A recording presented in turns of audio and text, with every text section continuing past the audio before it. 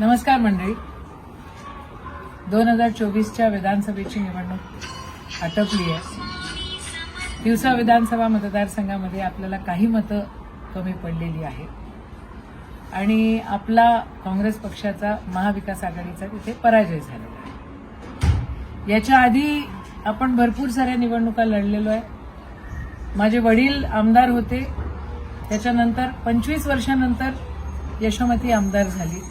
काही लोक त्याला घराणेशाही वगैरे काय काय नाव देतात. मी कधी तुमच्या वडिलांचं काढलं नाही. तुम्ही माझ्या वडिलांचं नाव काढायचं काही कारण नाही. ही वॉर्निंग आहे, एक समजा. निवडणुका लोकसभेच्या पण आपण जिंकलो, विधानसभेच्या पण जिंकलो. म्हणजे उधळपट्टी आणि जे काही खालच्या दर्जाचा भानगडी ज्या होत आहेत त्या अशोभनीय आहेत आणि जे लोक निवडून आले ते त्या हिशोबानं इथं वागतायत हे सगळ्यांना दिसतंय. राष्ट्रसंत तुकडोजी महाराजांच्या समोर नाचगाणे काय केले, तिवशामध्ये आपल्या एका कार्यकर्त्याला मारहाण काय केली, भारतरत्न डॉक्टर बाबासाहेब आंबेडकरांच्या पुतळ्याच्या जवळ काय तो नाव त्या माणसाचं, भिडे, संभाजी भिडे कुलकर्णी, संभाजी कुलकर्णी नावाच्या माणसाचं फोटो काय लावला, तिथे शिवीगाळ काय केली, काही आमच्या महाविकास आघाडीच्या आणि काँग्रेस कार्यकर्त्यांच्या घरामध्ये गुलाल काय फेकले, फटाके काय फोडले. म्हणजे याला आता काय म्हटलं पाहिजे. असं वल्गर वागणं पुरोगामी महाराष्ट्राला अजिबात पटत नाही. तुम्ही हा वल्गरपणा बंद केला पाहिजे आणि तुम्ही जर वागत राहिलात असंच तर मग शेवटी जे काय व्हायचंय ते होईल.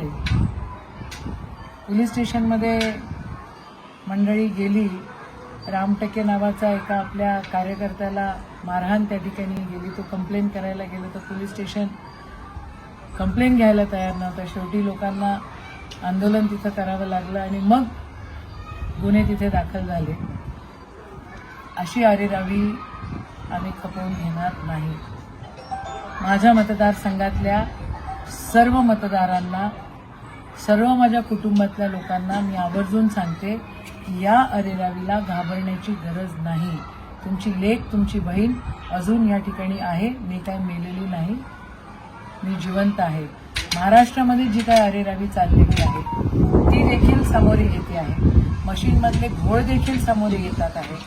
एका बूथवर वरुडमध्ये एका 2 उमेदवाराचे 16 बूथवर सेम टू सेम मतं कशी पडू शकतात. याच्या आधी असे झालेले नाही. ज्या ठिकाणी आपले बूथ वीक होते त्या ठिकाणी मतांची चोरी झालेली असावी असा माझा ठाम विश्वास आहे.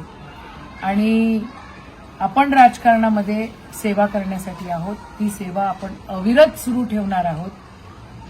मतदारसंघातल्या सगळ्यांनी हे समजून घ्यावं की अजिबात कोणीही घाबरण्याची गरज नाही.